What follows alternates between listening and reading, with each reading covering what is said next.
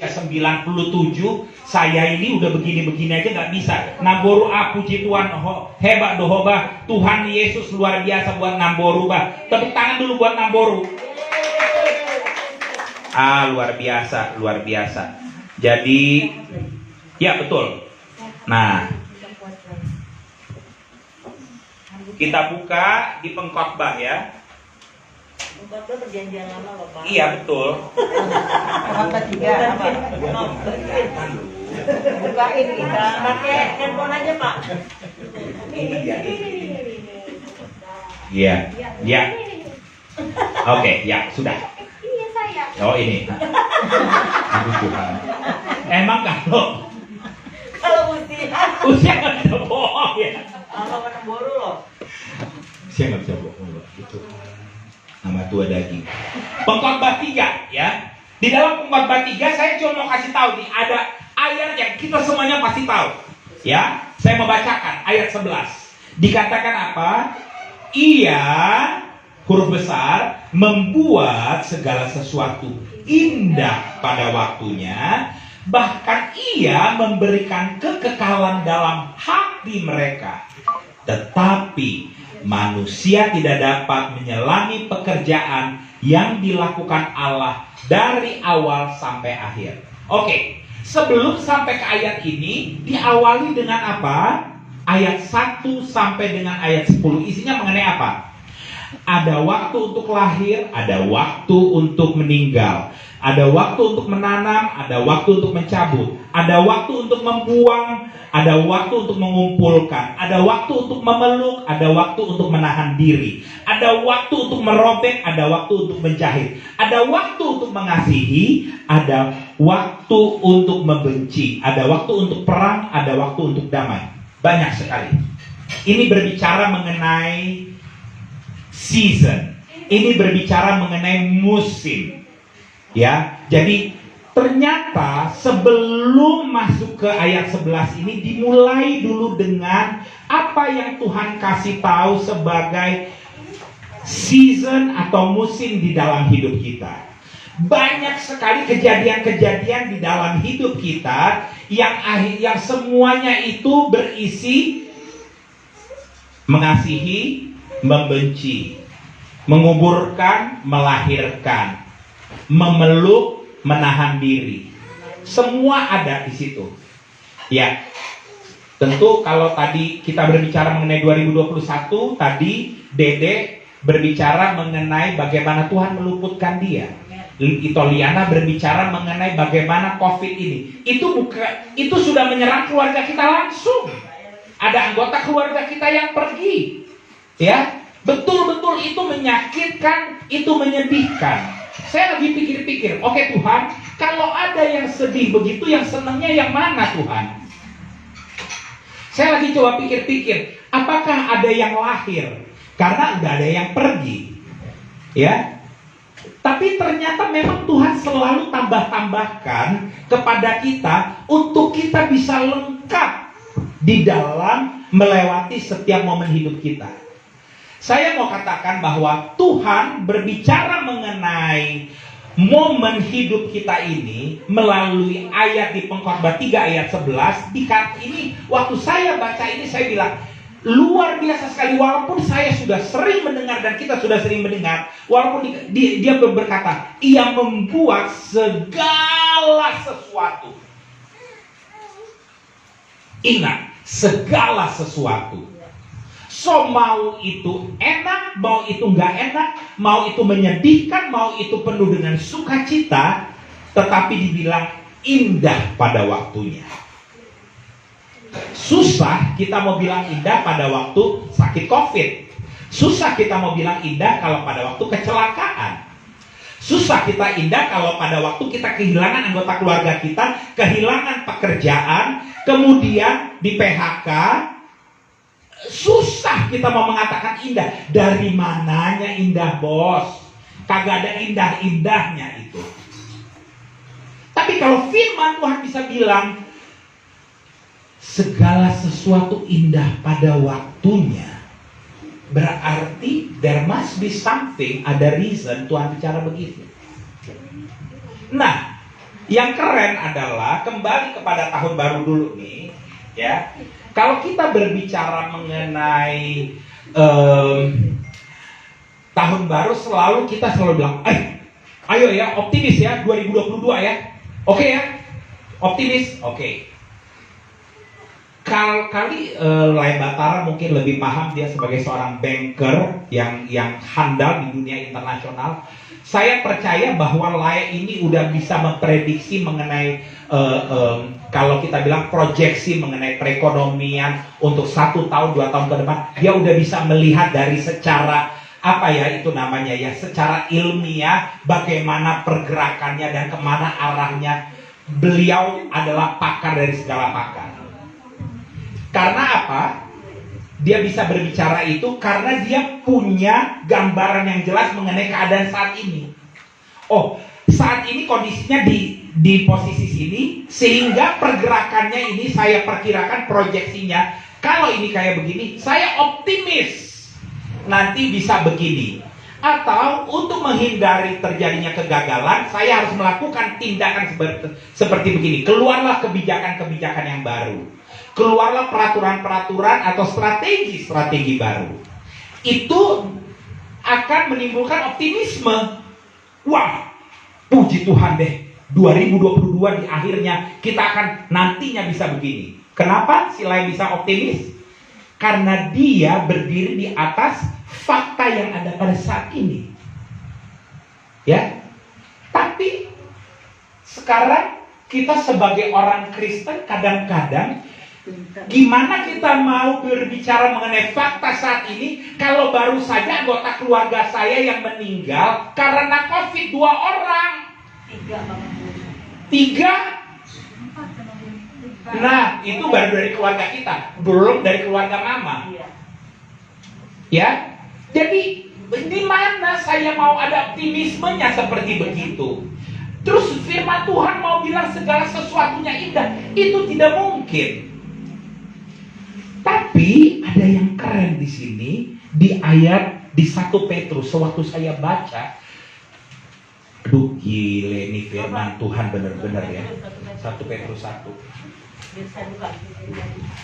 Bukan loh. Di belakang. Ya.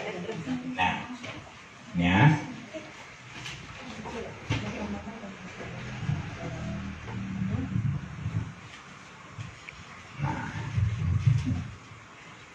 1 Petrus 1 ayat 3.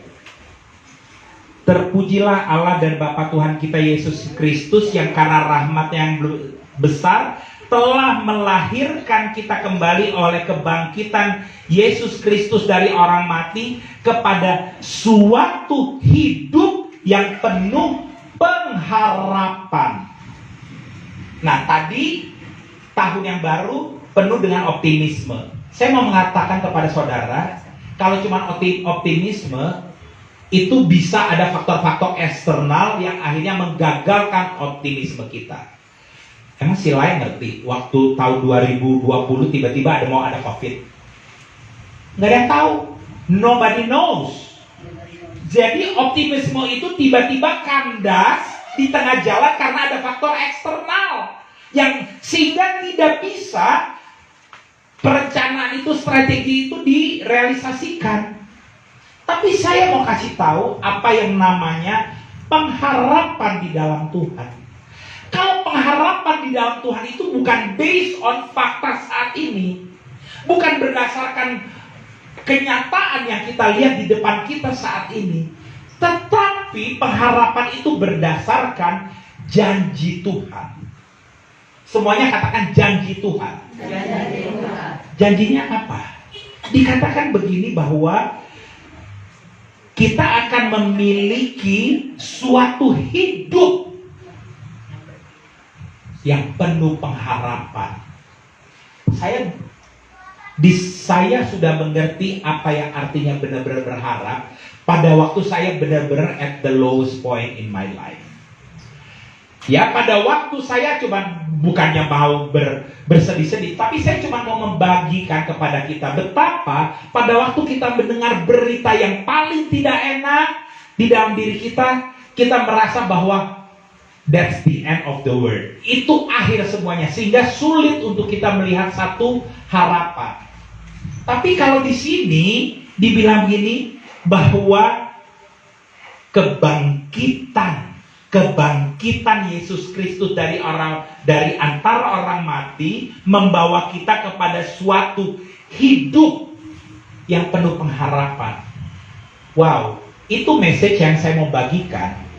Kalau mau hidup kita di 2020 ini, kita bangun jangan di atas optimisme saat ini, tapi bangunlah di atas janjinya Tuhan. Sehingga apapun sirkumstansinya yang nanti di tengah jalan, itu tidak akan membuat kita jadi harus rombak strategi. Karena apa? Firman Tuhan itu adalah ya dan amin. Namanya janji Tuhan. Jadi kalau berbicara mengenai janji Tuhan, paling tidak Tuhan, kamu yang bilang bahwa aku tidak akan kelaparan.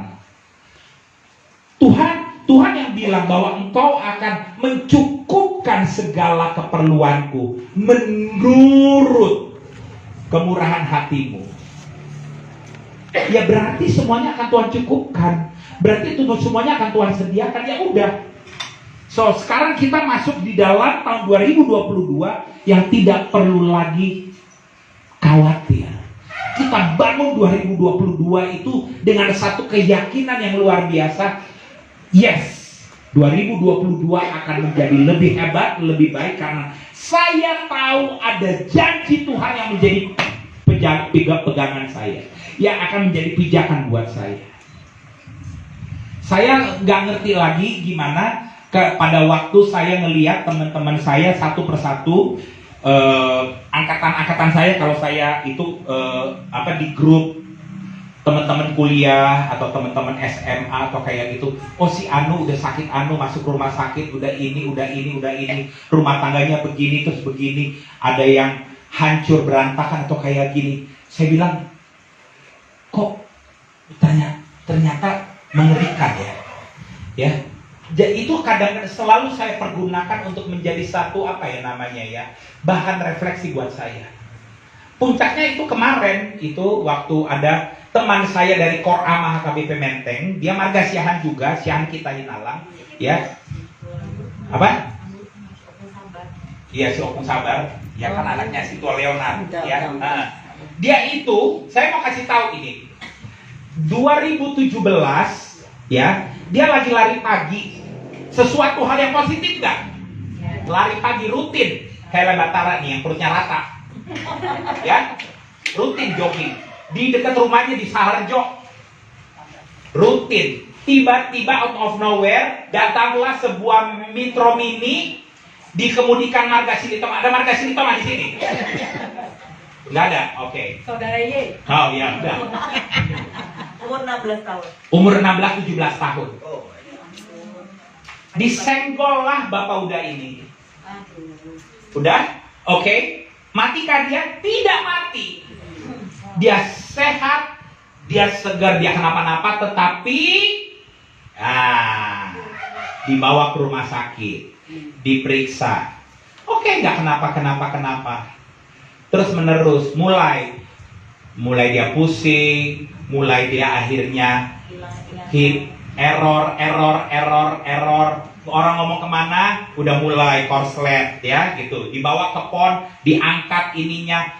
Ini yang namanya angkat-angkat ini dipindahin atau kayak begitu udah sering. Kayak mindahin itu aja, kap lampu gitu loh. Oh kotor, masukin, benerin, buka, masukin lagi.